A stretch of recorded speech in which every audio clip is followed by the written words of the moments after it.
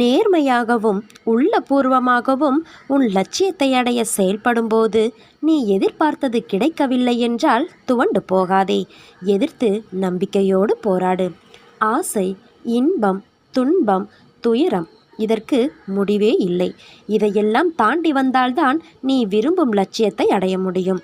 அனைத்தையும் சகித்து கொண்டு கடந்து வா. கவலை எதற்காக? எதற்காக இந்த பயம்?